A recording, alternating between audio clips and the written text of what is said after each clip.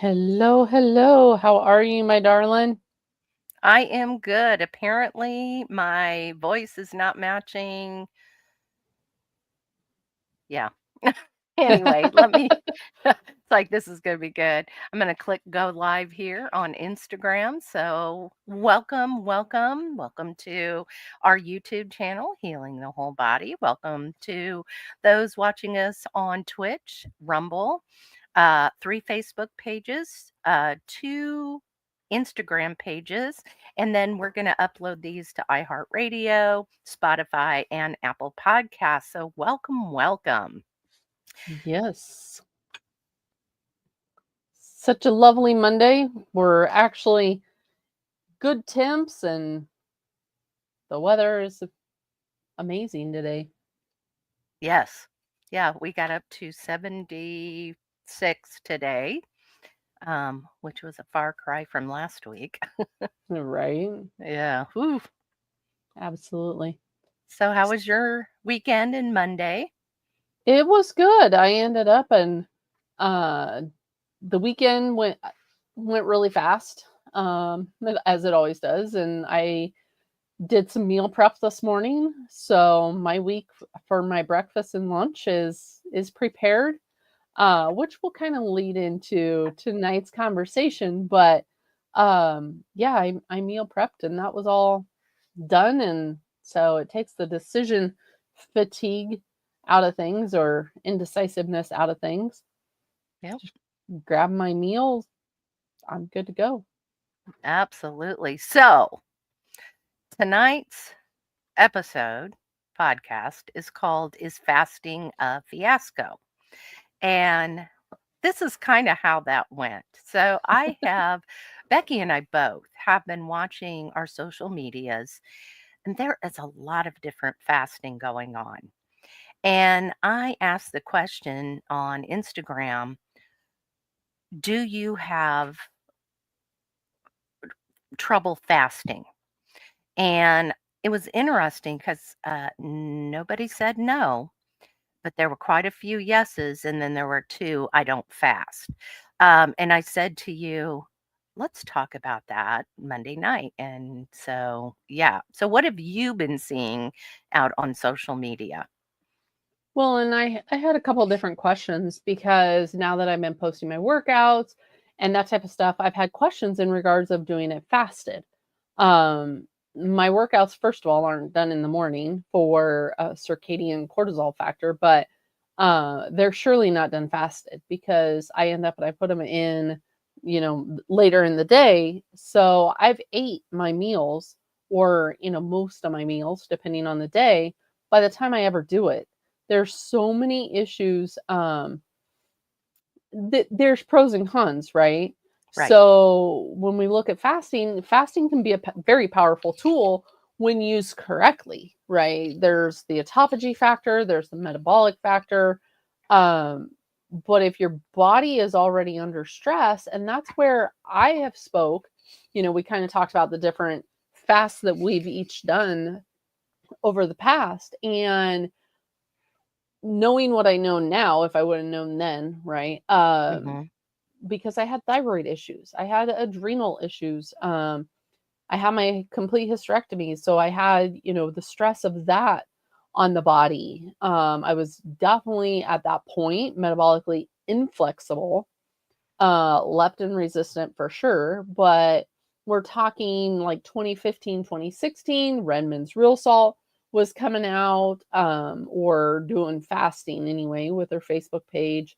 There was another platform that was doing some egg fasting, and I would push myself, and it really for me at that point was problematic, to the point where when I started my full elimination in of carnivore in 2018, 2019, um anyone that knew me then would say, you know, I would be on record of saying I don't fast. I circadian fast, which, I eat when the sun comes up and I stop when the sun goes down, or in like summertime where sun sets a little bit later, I at least space out, 3 to 4 hours before bed.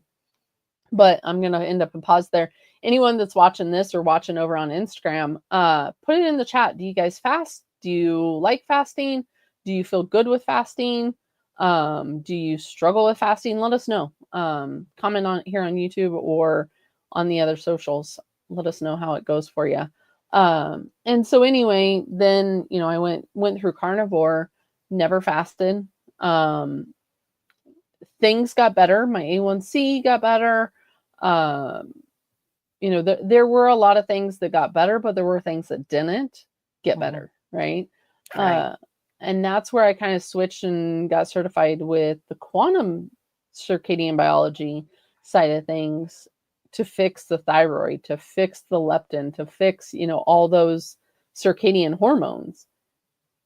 And I still don't fast. So long story short, right? When I don't fast, but maybe skipping dinner. And I know we'll get into that because we have, the different factors of where it can end up and be problematic, because for people like yourself, where you've done fasting, but it increased that cortisol and created that adrenal fatigue. Oh, yeah.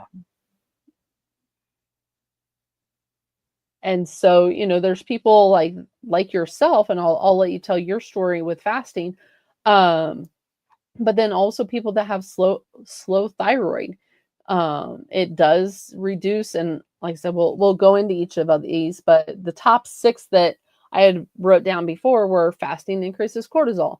It can end up and worsen the adrenal fatigue. It can slow the thyroid function. So people that have like Hashimoto's, such as myself, maybe shouldn't be fasting. It can lead to blood sugar imbalances. I've seen people that will do fasting and either become hypoglycemic, where they drop their blood sugar way too low with fasting. And there's the different types of fasting too. The sardine fast. I even have a program that I put together that had the fat fasting, but the fat fasting hasn't been out until I got to the point where I was able to utilize it for a tool, right? I was at that point. It's not for everyone. And so it can end up and lead to those blood sugar imbalances because your body doesn't know its fuel source if it's, leptin resistant, which can lead to afternoon energy crashes, mood swings, hunger dysregulation, hormone issues, loss of muscle mass, and it can actually lead to some mental health issues and nervous system dysregulation too. So, but like I said, we'll end up and we'll break all those down. But why don't you share your fasting story? So initially, when I started out, and it's going on 4 years that I've been down this healing journey. And I remember when I first got started, I was reading. Well, let me rephrase that. I was seeing influencers fast, and I was in a group at that time that kind of supported fasting. And so I did. And I remember doing, working at, a 12-hour fast. And we're talking water fast, 12-hour. And then I increased it to 14 and then, 16 and 18. And I think I had gotten myself worked up to about 72 hours, more like 48. Um, and that was before I would had my continuous glucose monitor on.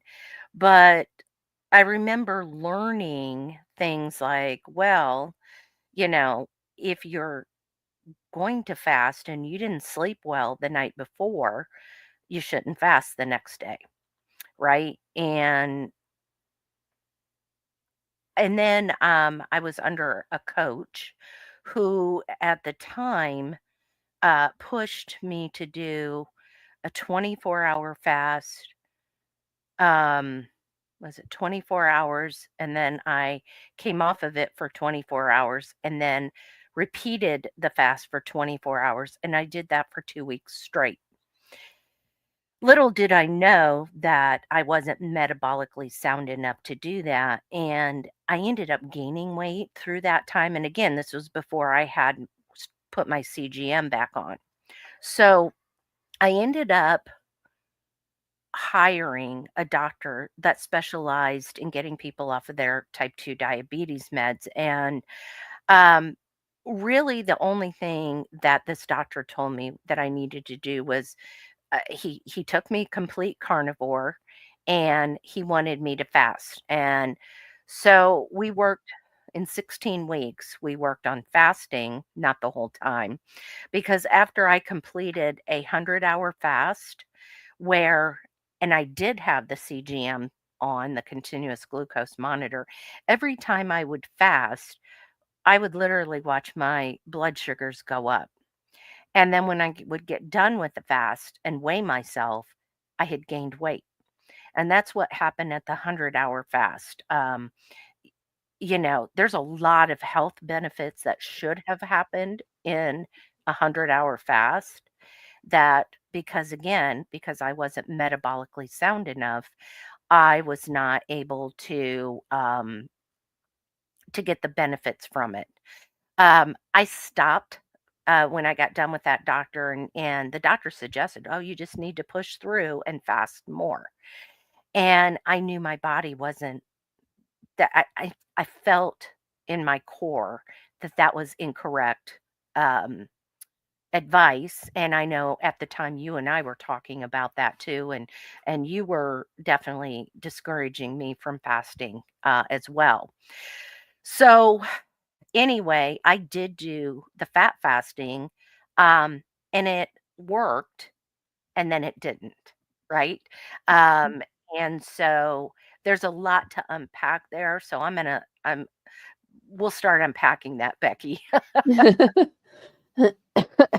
Yeah, so one of the reasons, right, that you ended up and you gained weight was the fact of the cortisol and Yep. the adrenal fatigue. So when a person ends up in fast, and I see the comments in the chat um of, struggling with a fast, struggling a couple days after a fast.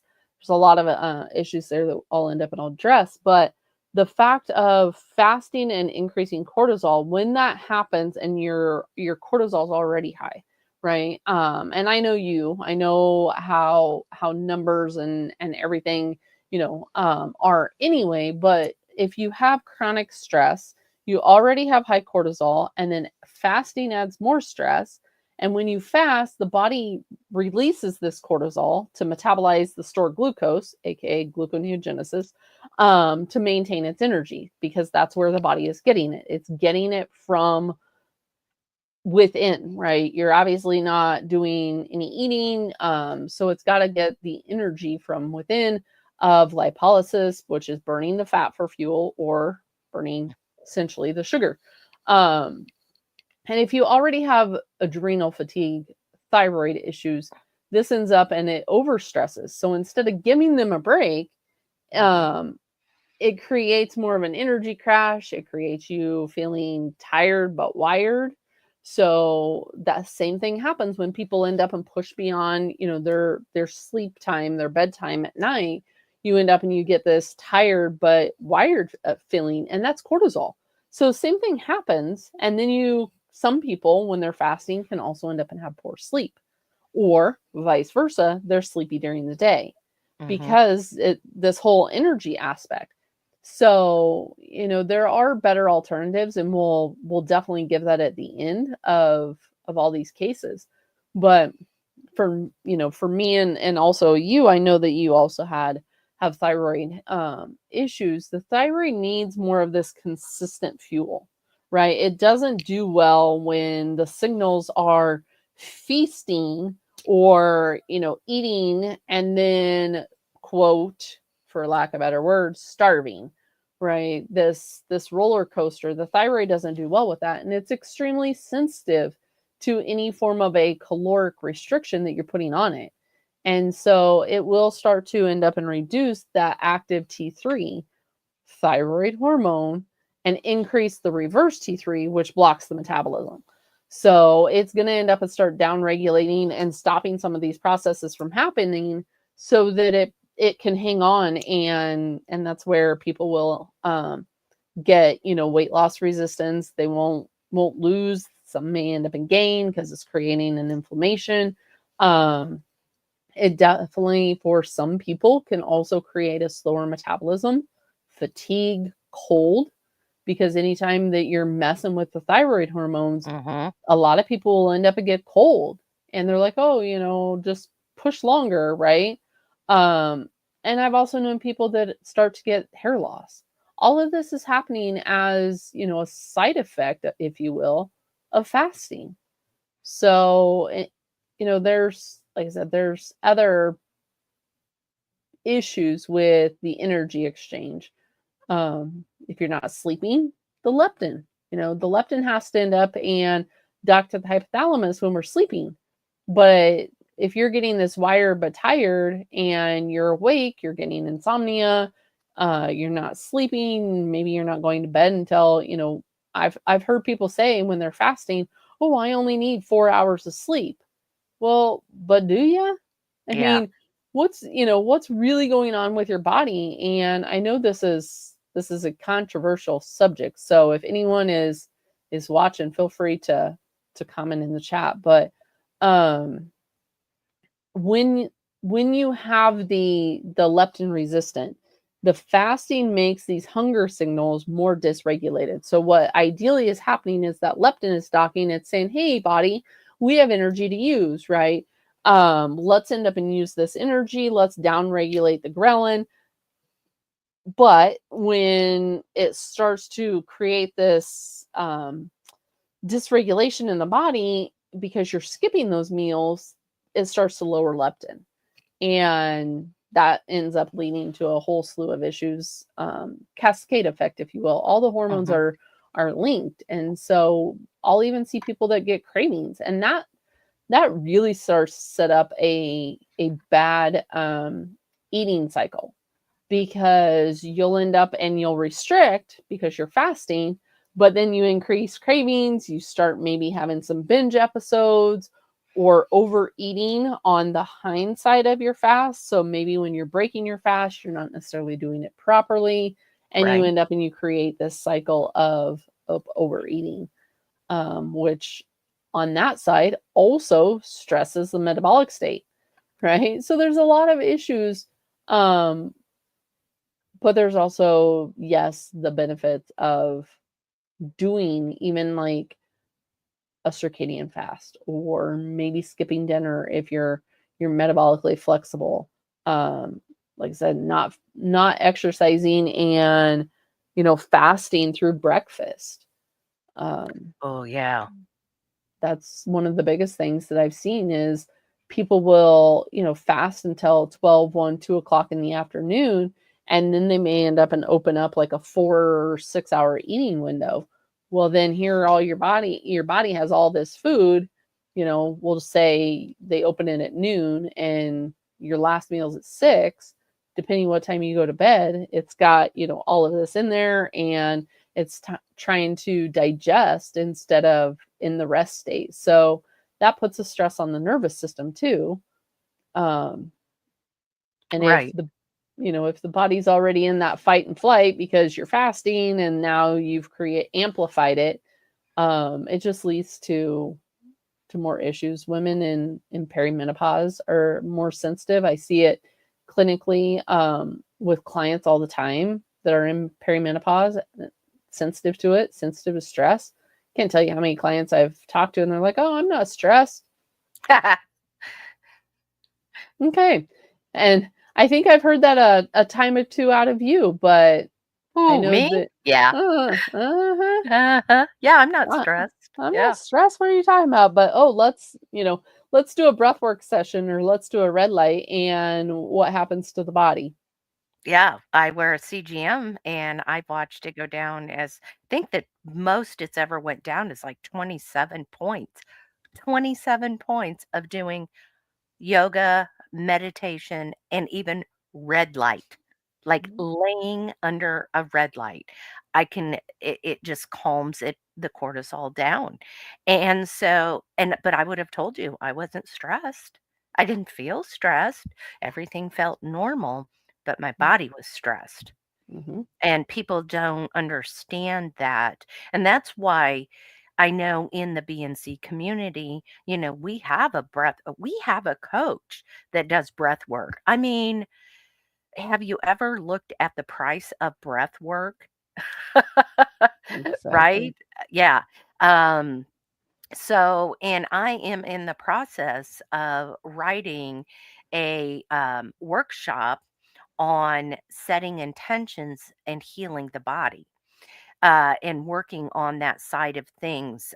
So that is, stay tuned for that, because even I went through a similar program, and I literally watched my blood sugars improve, with journaling and meditation, yoga, and breath work. I even did a sound bath at one point during that, and it's amazing how much that worked on my body.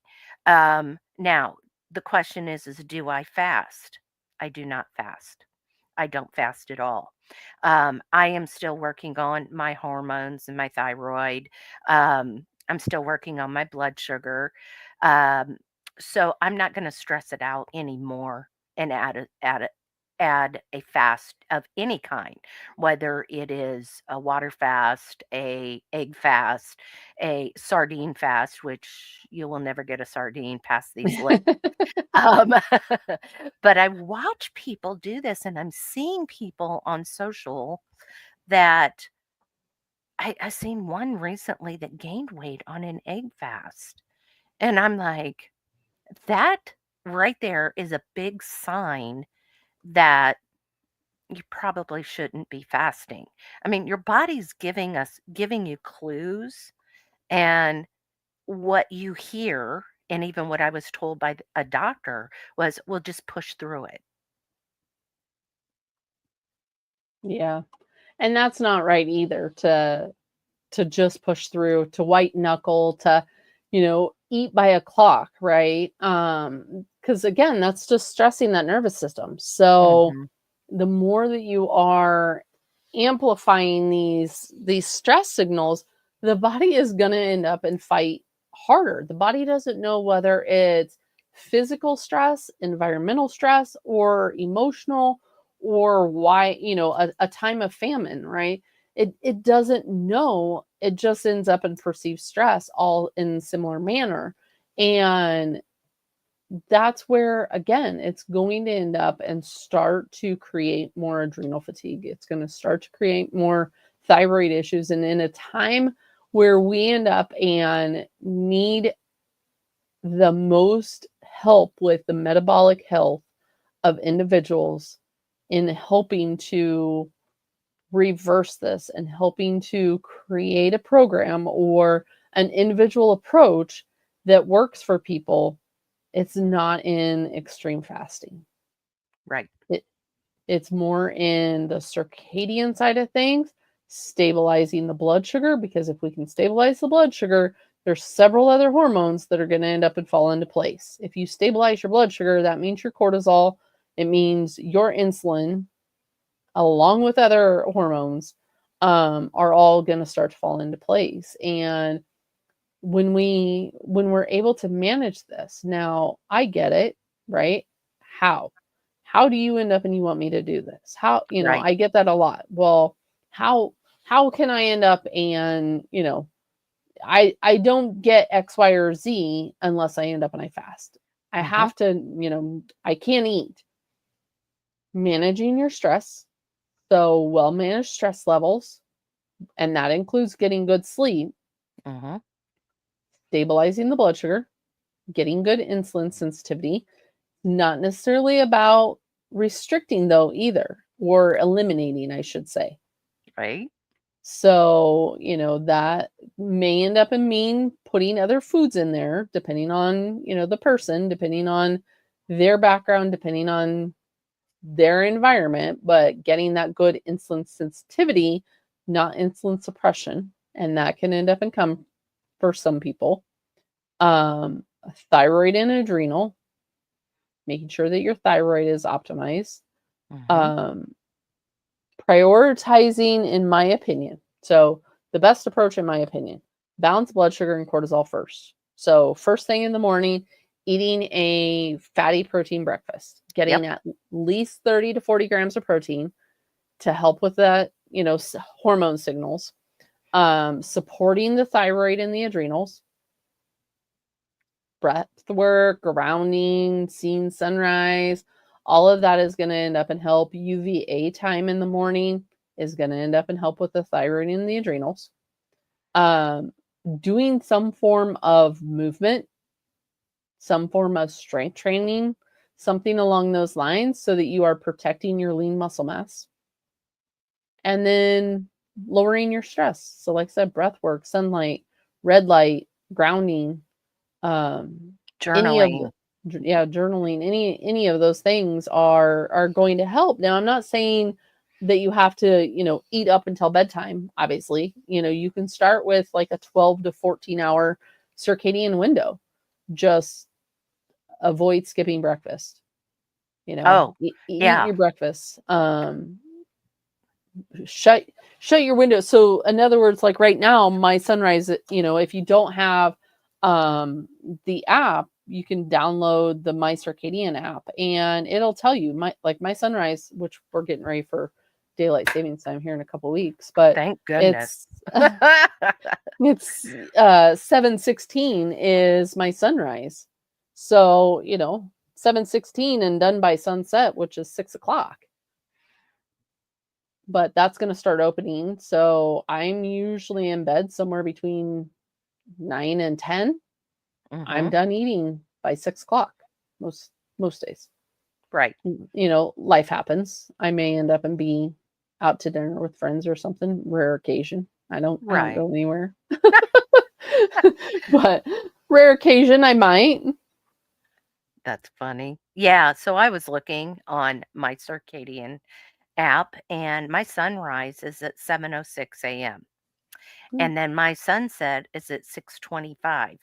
So, perfect example what I did tonight was we fixed dinner, we ate, and then I went outside and I seen the sunset. And then I came on and I put my blue blockers on, right?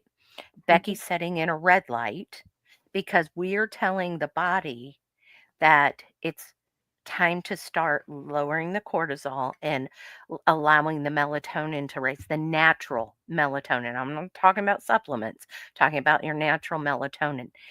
This is a sleep hack to beat all sleep hacks. I mean, seriously. Um, it is a game changer, and I know I've said this multiple times. I remember when I got started down this healing journey, and it's like, "Oh, you need to prioritize and you gotta get need to get sleep. You need to mm, prioritize your sleep." And I'm thinking, "Well, how the heck do you do that?" Because 'Cause I'm still awake at 1 AM, and my mind's racing and all this. And it wasn't until and you remember when I bought my first mm, set of blue blocking glasses and everything, and literally the first night I got them, and I actually have 3 different lenses that I use. The one I'm wearing right now it's a clear. I have a yellow and I have a red. So I put the red on usually about an hour to 30 minutes before I go to sleep.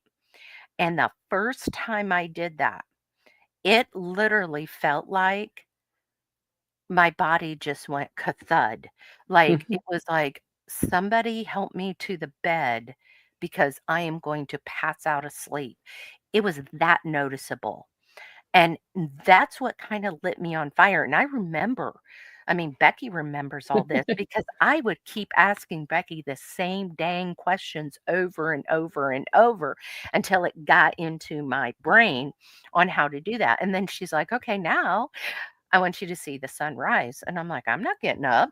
Are you nuts, lady? Like, I'm not getting up to see the sunrise. Do you realize what time I got to wake up?" And so I had to start out slow. You know, I couldn't stack all these different changes and expect to maintain it. And I know you're the same way as I am now. I mean, we just intuitively wake up. Yeah. Which I laugh because I actually use that example of your red light blue blockers in a session, because obviously didn't use names or anything, but someone had asked me, when can I expect to see results? And it's a broad statement, right? But it's all in the realm of the circadian stuff. And I'm like, well, that's hard to answer when you can end up and see results, because for some things like the sleep, right, you get your lighting optimized and you can see it right away. For other things, it may end up and be 4, 6, 8 weeks, right? Mhm. It just ends up, and it depends how consistent you are, and how dedicated you are to working on it. But that doesn't necessarily mean, jumping both feet in. Just because I'm that way and typically do, doesn't mean that that's the best approach for you. But that's also where coaching ends up and comes into play, is Right. having someone to help you and work through it. And Did why did I lose my I was camera? gonna say you've lost your camera. There we There go. you are. I'm We're like, watching "What?" this circle. Yeah, I'm like, "Why did my camera disappear?" Well, and Oh, here's technology's great. let me circle this back for those of you you're going, "Well, what does that have to do with fasting?" So let's bring that back around, right? Yep. So go ahead. What do you Oh, I was gonna say, I mean, if you don't get the beyonds, is what Becky and Mhm. I call them, if you don't get the beyonds down, you can just forget about fasting. Very serious. That is some hard truth. I am sorry for being so blunt, but that is it in a nutshell. If you're white knuckling it, if your body's giving you signals, you got to look at the sleep. You've got to look at your circadian rhythm. You've got to look and see what the hormones are doing, because truly your body's telling you. So that is why, literally, I'm sitting here with my blue blockers on, and Becky is setting in a red light. Mhm. And she's got software on top of it on her laptop right now. Yep. Um, yeah, I never end up and have my computer on that I don't have the software, which is also why I'm sitting here without my blue blockers. Yes, I end up and I have them, at my disposal, but I have the privilege of being able to control my environment. I have, red light overhead. I've got red light at my feet. As the night goes on, the light gets dimmer, right? Because that lux of light, um, ideally after sunset, you want it less than 10. Mine, even with the amount of light I have on right now, it's at a 9. And so that is, again, like you said, signaling. But if you are metabolically inflexible, if you are not working on the basic foundational things, you are going to start to get energy crashes. You're going to end up and be very irritable. You can have brain fog, poor concentration, um, cravings for carbs and sugar. And that's where it's not that the carbs are bad. I'm gonna end up and throw those people out there that are Right. talking about, carbs are bad and carbs are evil and carbs are this and that. It's not that the carbs are bad. Your body is just so inflexible that it doesn't know what to do with it. It can't switch between burning carbs and burning fat without a stress.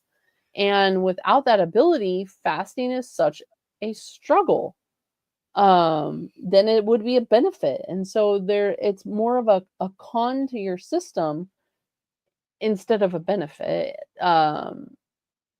In regards to, well, like I said, when I first went carnivore, um, was only carnivore for 2.5, 3 years. But when I first went, I had very poor blood sugar, and insulin control. And that was one thing that high fat carnivore, for the most part, helped with, but it worked until it didn't, Right. right? It Right. created that stable blood sugar, but Mhm. then it ended up and turned into if I had something, right? Even if I had just some asparagus or maybe a salad, my blood sugar would be crazy, right? I would Mhm. have a super high postprandial blood sugar, or the time under the curve would end up and be elevated. And so then I would look at that and it's like, well, my body doesn't tolerate this. Yeah. Well, it's not that it didn't know how to tolerate it, it just didn't know how to utilize it, Right. right? It wasn't responsive. And it wasn't until I started to be a little bit more consistent with the seasonal eating. And I talked to a gal earlier today in regards of the BNC isn't just another carnivore platform. I eat No. seasonally. I mean, my UV index is, a whole whopping 4, but hey, it's at least come back and it's increasing. Um, I'm starting already to incorporate other foods in, Mhm. beyond just like the ferments and the winter stable foods. And that again is going to end up and help with the adrenals and the cortisol, and we get a circadian to bring the circadian side and this foundational side. We get a circadian code from the food we're eating, so it's not necessarily optimal for the body to be eating a banana in even this time of year, right? Because the body Right. is receiving a code that, hey, this food is grown under this light. It must end up and be, this time of year. But then our eyes and our skin and our body, right? We have what we call the zeitgebers, um, the food and temperature, but we also have the circadian. So the eyes are seeing one, the gut's getting another signal, and we all know that the gut brain axis um, is very strong, right? The gut's the second brain. And so anytime we end up and we create this dysfunction, it triggers the body as well. And that's where being very consistent with the circadian, the light, making sure that you're getting outside for UVA, making sure you're getting out there for UVB. The UVB, is telling us that, hey, the sun's angle is changing in correlation with the earth. This intensity of light is back because if you're above a certain, latitude, like the 30-second latitude, 30-second, 40-second, you end up and you will potentially lose that UV index or UVB window for most of the winter. And so it's not ideal, like I said, to be eating certain foods that are grown under that light that's closer to the equator when your body's not sensing that. And it's also the fact of it being cold. Um, but yet, if you eat a high sugar, right, the light helps to also convert the sugars in the system. So if you're creating this dysfunction, essentially. Right. So I just looked up while you were talking and I asked right now, what is in season Hmm. for where I'm at in Texas? Interestingly, it says that uh, crops like broccoli, cauliflower, and cabbage can be direct seeded into the garden around February 18th. It's better to start them indoors. Basically, those are not in season yet. That is where I can plant them. So, looking at what, I'm not going to go out and get a banana. There is no bananas that grow naturally in Texas. There's just not. You won't ever see me eat a banana. I'm only going to eat what is in season at that time. And that's what Becky's talking about is what you have to look for your area, right? It would be different if I was in Florida. Hmm. That, I mean, they just had strawberry season. That's starting to wrap up.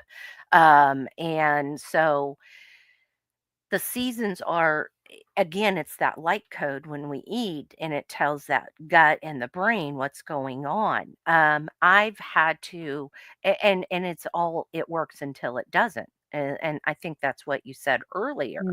Hmm. But paying attention to that, and that's something that is taught in the BNC community. We do talk a lot about seasonal eating.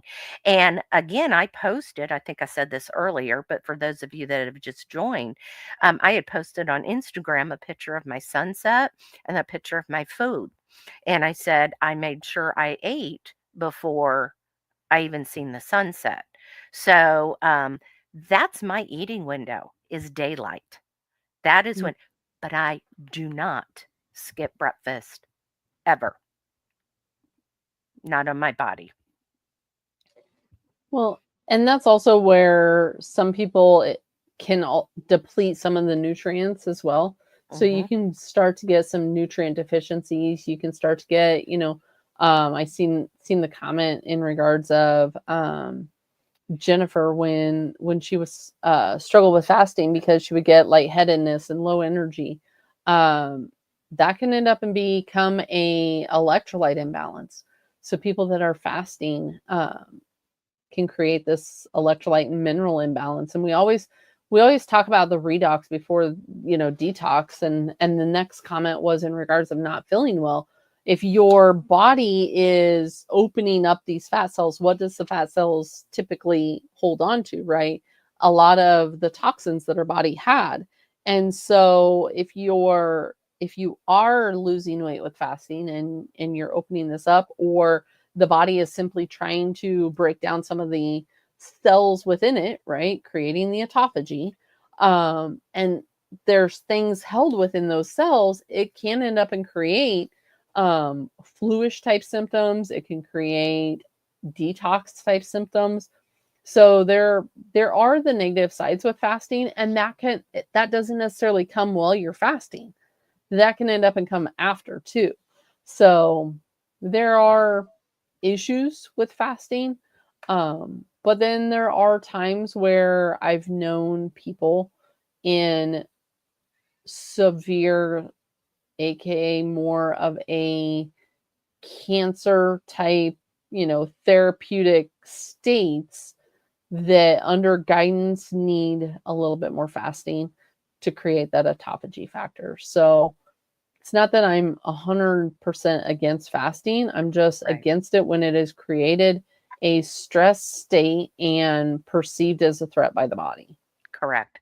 Correct. And I think that's why we titled it is Fasting a Fiasco tonight, right? Because everybody is individual. Um, there are good benefits to it. I don't discount that, but I know that my body is not ready to fast, and nor will I give it that stress of trying to white knuckle it, push through it, egg fast, fat fast, water fast, what are sardines? Ugh, Mhm. fast. And again, I always wonder, especially on like the egg fast and like the sardine fast, is what happens when you come off of it.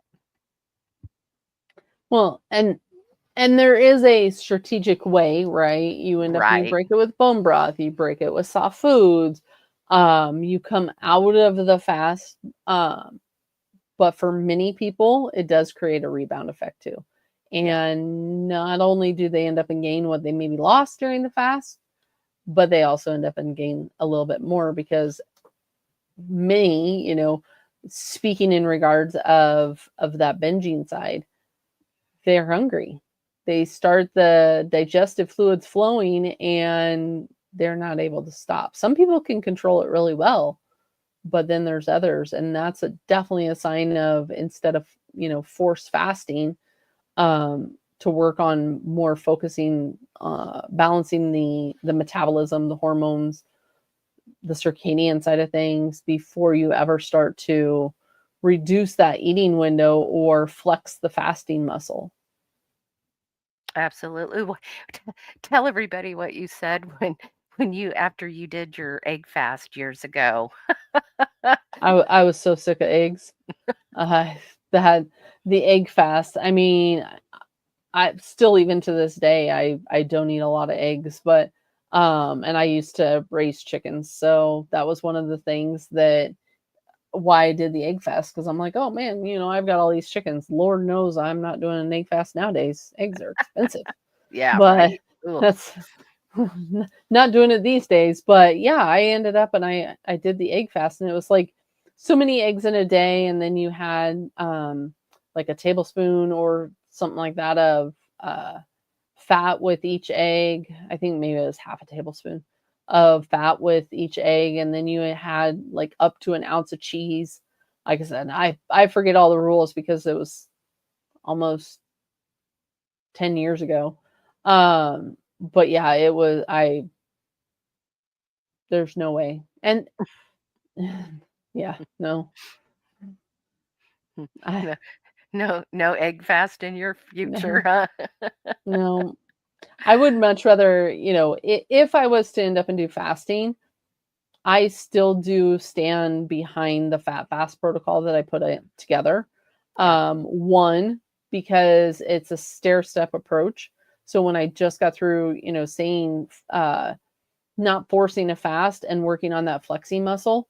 So when you look at the fat fast protocol that I put together, it's a stair step approach. I'm not Mhm. just going, directly into a standard fat fast. It's stepping people into that. Um, like the beginner step, for instance, still allocates or allows for like 60 grams of protein. Um, that is a restriction. So if you are someone, that is only consuming 60 grams of protein in a day, your body is going to stop working and fight against you because that's not enough protein. Yeah. Um, and I don't care if you're doing 2 to 1, 3 to 1, 4 to 1, unless you have a therapeutic purpose for doing that type of a state of ketosis, your body is going to stop working. It will end up and rebel and push back against you. So it's a tool for fasting, not long term. Right. And not every week and every week and every week. Correct. Yeah. Yeah. And we've seen clients do that too, and they Mm, really struggle. And it's like, it is a tool. It is a good tool when you're metabolically sound enough to do it. But there are way other things to be working on than trying to force a fast. And I think mhm, that's kind of what we wanted to get across tonight was everything has its time and place. You have to change your macros. You have to change things up. It, like you said, it works till it doesn't. And your body is always changing. Your body is telling you what's going on. And at some point, I may go back to the fat fasting. I'm just not going to do it right now. My mhm, body's not ready. I know that.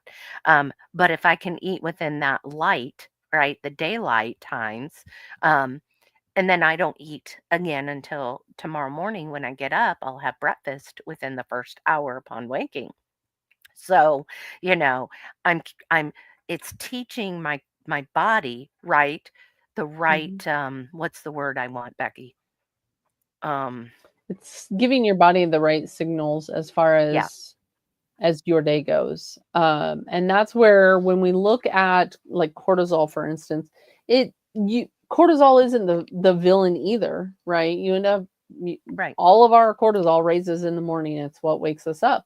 But you want it to have this gradual aspect to it, not this massive peak first thing in the morning. So you want this gradual rise to the cortisol, and then it starts to drop off or it drops off, and then melatonin takes over at night. And if you're creating this wonky, you know, uh chart, if you will, or wonky reading, it's going to end up and create some further issues with other hormones. It may not happen right away, but if you end up and you continue it on, it's bound to happen. Yeah. um Yeah, I'm living proof of that, aren't I? Um, mhm, yeah, because I tanked. I went so militant. I took all carbs out. I wasn't. I tanked my thyroid and hormones. I tanked it, and I am now playing catch up. I am now working on everything. Now it's because I'm taking medication. And I don't want to take medication. So, in order to get off the medication, now I have to eat different. I had carbs, today was my carb day.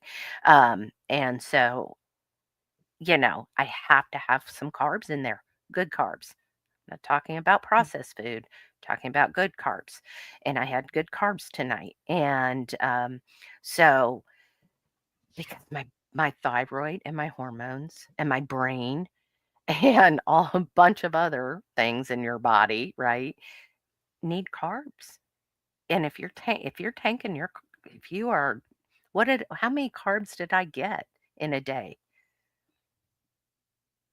Before, you Yeah. were lucky to end up and get like 5, Yeah. Yeah. and that was primarily from eggs. Yeah. Yeah.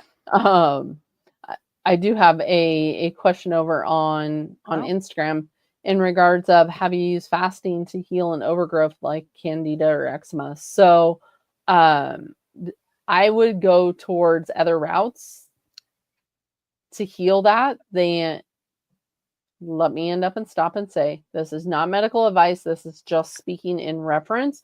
So do not end up and take this as any medical advice. If you need medical advice, please seek a practitioner. There, that is out for all the platforms. So with that being said, I would look at one, the foods that you are consuming, um, making sure that based off your Instagram handle, having carnivore in the name, I would look towards dairy, making sure that you do not have any conventional pasteurized type dairy. Even raw dairy can be problematic as the lactose can feed that overgrowth. I see it in a lot of people with eczema, with rosacea, with skin issues. That's one of the first things I will end up and ask someone is what is your dairy consumption? Um, as far as the whole food, there are other ways I would, like I said, go about it, making sure that you are doing obviously fat, proteins. I don't know if you're doing any bone broth, collagen, that type of thing. If you are open to incorporating other foods, that's where I would look at putting some non-starchy vegetables in there. Because if you can create a gut diversity and a good gut microbiome, you can actually build the good bacteria and it will offset the negative bacteria or the problematic, if you will. There's also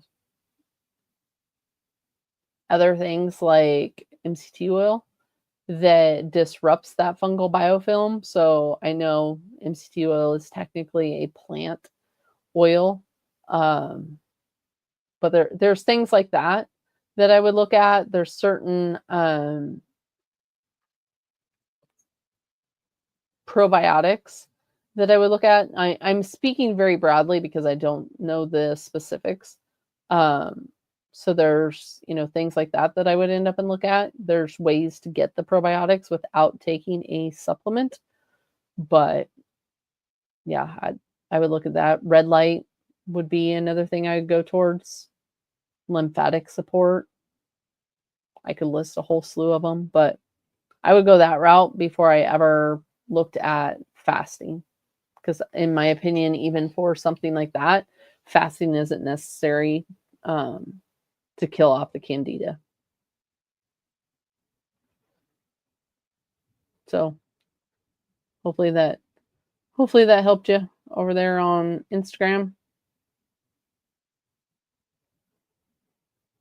But yeah, Instagram or YouTube if you have questions. And Lisa, the software is the Iris software. I manually end up and change mine. So you can set it to where it's automatic and then it will kind of transition based on your location. But you can also go in and set it at a really low Kelvin. And that's what I've done with mine. So it's a custom setting, if you will. You just have to go under, if you have um, the iris, go under the advanced and look at your daylight and your nightlight, and you can end up and pull those to reduce the kelvins.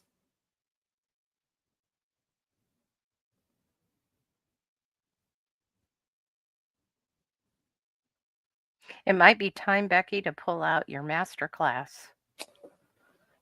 I know. Do you think my 2-hour master circadian masterclass, it was a lot of information. It was. Um, I've sat through it several times. And I'm sure if I sat through it again, I would still pick something up that I didn't before. It's Yeah. great information. It's just a lot of information. Maybe you need to break it into two. Maybe do a 2-part masterclass. Russell, yes, we are. Russell asked me, Becky, is it on YouTube? Russell, man, we are on like 7 different platforms. We have 3 Facebooks. We've got YouTube, we've got Twitch, and 2 of our Instagrams. So yes, we're also live over on YouTube as well, and it'll be there. So if you missed the first part, feel free to go back and watch the first part. Absolutely. Well, and I'm going to add, if you guys would please comment, like, subscribe. It helps the algorithms. We are not sponsored by anybody. Um, so we would like to get the word out even more about healing the whole body. We also have Becky and I, and we're doing a blog, and you can go to bncommunity.com and you can read our blogs. We had Coach Kevin, he did last week, I think it was, on breath work. So you can follow us there because some people don't do socials. So we're just trying to get the word out. We're trying to help as many people we can. We try to give you as many free things to do, like going out and getting the sunrise, the sunset, you know, going out in the middle of the day, getting your vitamin D, things like that. That doesn't cost anything. So now, do I have things that, yes, I bought a red light in a near infrared. I have the same one I think that's sitting under Becky's desk right now is Mm-hmm. the same one. Yeah. And I use that. I use it daily. Um, unless I'm outside all day, right? Like I was Sunday. It was like, oh, I pretty much got as much as I could Sunday. So I didn't actually sit under the red light Sunday, but there are a lot of ways to help heal your body. And it's the whole body that, and we just want to help people. We want to get the word out. It's kind of like, don't do what I did. Don't make the mistakes that I made. Don't make the mistakes, that Becky made. Um, and oh, there you go. Did you see the post? Mm-hmm. Yeah. So somebody said, Kevin, I'm in the process of breaking my 72-hour dry fast. Okay. But that's Coach Kevin. Well, and that's the difference. So Kevin also has done fasting for this process of fasting. So I see it, the fact of him coming in regards of a dry fast, but he's done this type of fasting. He's done other types of fasting. He's using it as a therapeutic tool. Yes. So with that being said, coconut water and 8 teaspoons and baking soda and 3. So, with that being said, it is coming from when I referenced before where there are times for therapeutic purposes that fasting can end up be used as a great tool. Kevin is a prime example of, what he is dealing with, what he is healing from, and utilizing that as a tool. And And it's worked for him. Yeah, and Kevin's a coach in the BNC community. He's the one that does the breathwork meetings. So, he definitely has some good advice on all of that. So, again, hopefully, you can jump over, join the BNC community. We have how many meetings a week? Have we 10-ish. I honestly haven't counted them. So we end up when we have a daily social every day. 7 days a week. And then we also have other weekly meetings. For instance, we got the nutrition meeting following this. Tuesday, earlier we had the Eat Fat and Thrive for those that do a higher fat approach. Coach Sly does the mental health meeting on Tuesdays. I end up and I do a Lunar Bite and Intuitive Step on Wednesday, and that'll be another program. Yes, Coach Sly. That will be coming out too is a Lunar Bite program. So where we do talk about the strategies in relationship to a circadian and lunar approach. Thursdays we have an aromatherapy and a sleep meeting, as well as community-based exercise conversation. You have your supercharged mindset on Fridays, as well as a ketovore and a couple other meetings. So how many ever that all totaled up to, but Yeah.